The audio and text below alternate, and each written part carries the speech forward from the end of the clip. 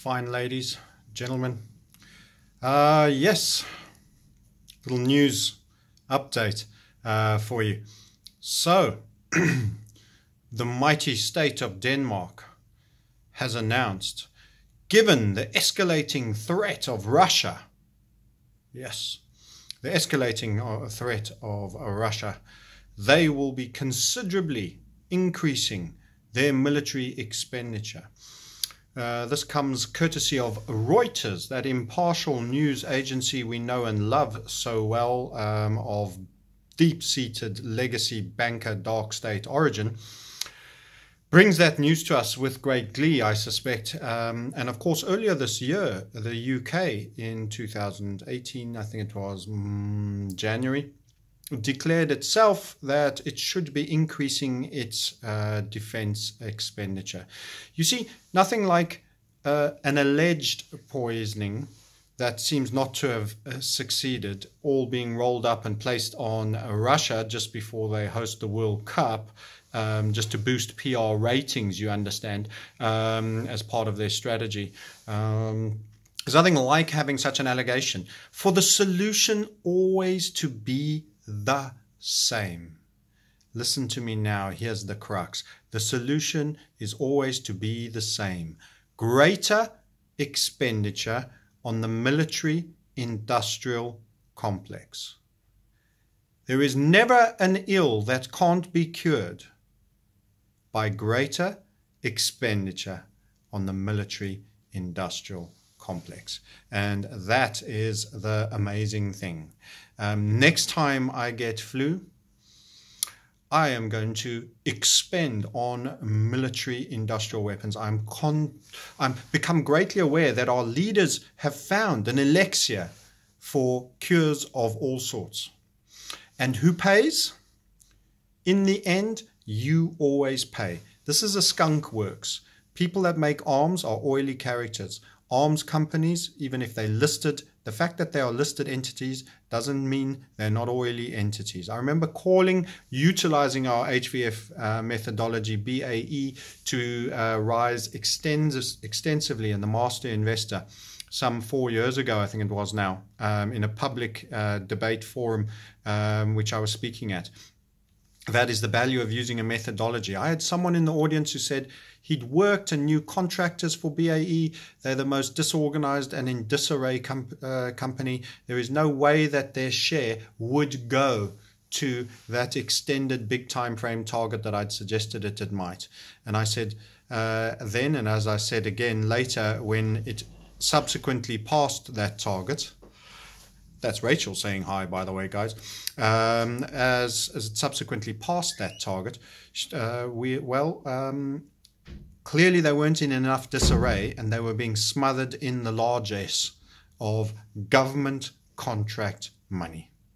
Government contract money. And it's like a ratchet, gents. It goes like this and then it locks in. And when it moves again, it can only go in one direction, and that's like that. And it locks in again. In short, it really only ever goes up. And if they can't take it and get the funding now, they create debt. They create debt. And if you think you're not paying for it, who services the interest on that debt to their banker friends that arrange for this bottomless pit of government financing? Who does? You do. You always end up paying for it. Every time the cure of the military industrial complex is proposed, you pay. You pay in interest payments to bankers, or you pay. And this is the thing. And it's quite interesting. You know, about 103 years ago, the Lusitania on the 7th of May went down. And this was a passenger ship. It was a passenger ship that got slightly repurposed. It was never built as a military ship, but of armor put on, a couple of guns on the bows during the build-up to World War I. Now, the problem was Churchill knew he would get overrun by the Germans. They were too strong. He needed America in the war. And to cut a long story short, 2,000 civilians were put on a civilian ship with an escort, which subsequently got called back, that was sent alone into a proven attack zone of U-boats where they had attacked recently in the last few days, without any military cover, loaded to the hilt in its basement with ammunitions and fuel for military war being sent to Britain. In short, the 2,000 who never knew that they were sitting on top of a munitions heap were human shields. The Germans had warned and attempted to get an advert into US papers to say, avoid passenger travel, particularly through these areas coming to the British Isle. A state of war exists and this is a war zone. You may be utilized as human shields. And the advert was refused to be run by those controlling the media in America. 195 Americans, 2,000 people in total, largely all perished, when a U-boat's unsurprisingly torpedo got real lucky by hitting the ground floor level of the boat, which was all loaded to the hilt with munitions. The entire ship blew up like a fireworks display on Guy Fawkes Day.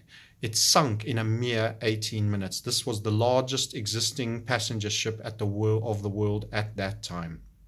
This was the false flag that gave the media the right to turn all of America, 90% of whom had requested no involvement in the war, an entente cordiale, a neutrality.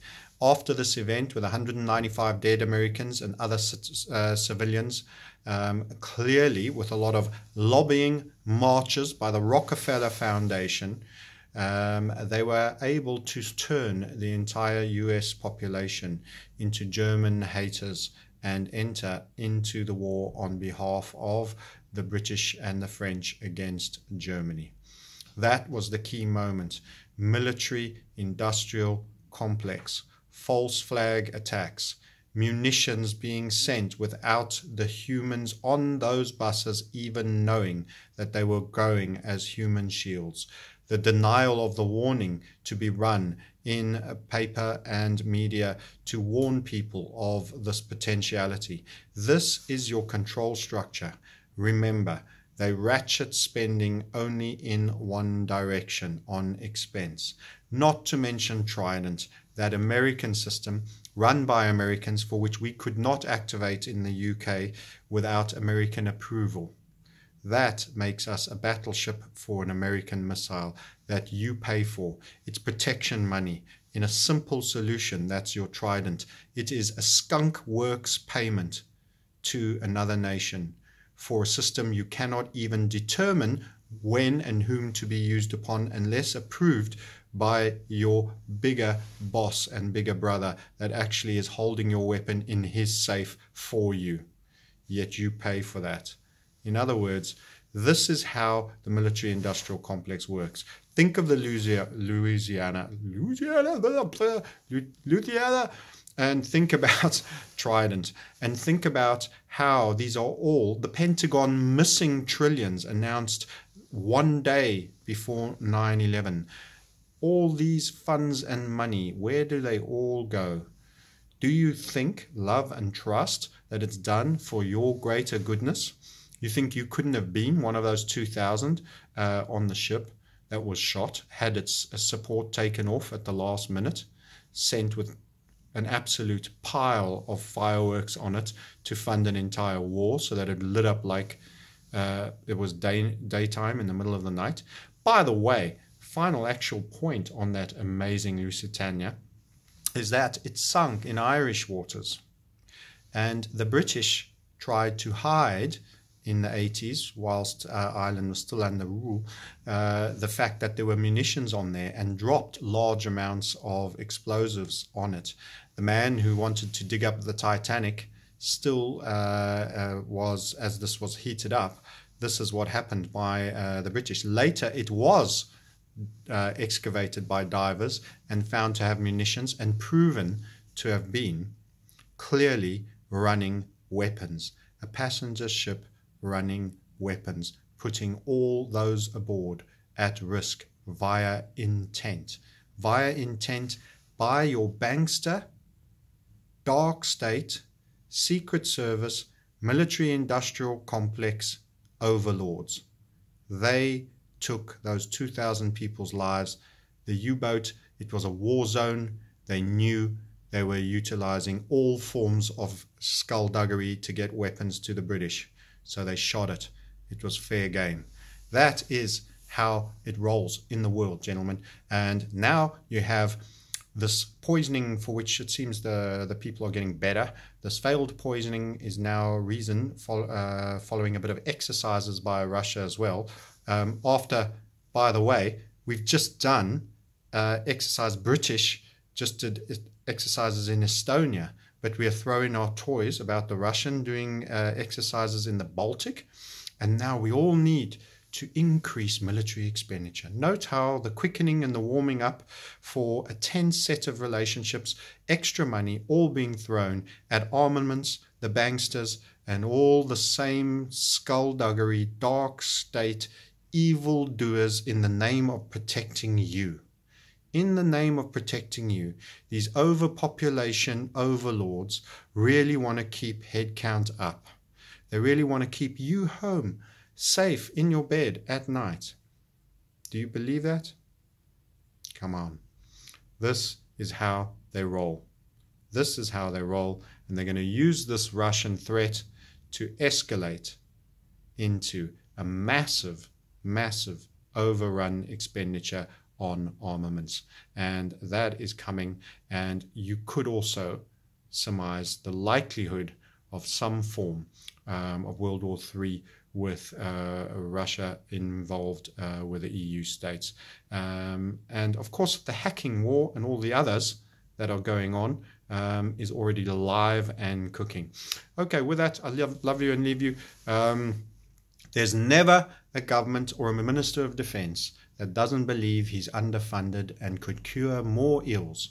Of course, a couple of extra squaddies and squadrons and fighters certainly would have stopped a Russian secret agent, if that was even the case, which I don't for a minute think it was, from coming into this country and poisoning somebody. More squaddies, more aircraft carriers is bound to have stopped just poisoning. Yep, indeed. Never mind exercises. Stop doing exercises on their back garden. Stop parking your tanks on their lawn, and they'll stop flexing their muscles over the Baltic, which actually, that borders their geography. I don't know if you've checked a map recently. Okay. Anyway, enough of me. Enjoy the remainder of your Easter weekend, and remember, the military-industrial complex, that bottomless pit that never has enough money. Yep, and you pay. You always pay. You pay in interest. You pay in destroyed, devalued fiat currency through the banker derivative, leveraging con artists that do not care for you one single bit and will sacrifice you on the Lusitania and in future coming wars without a blink of an eye.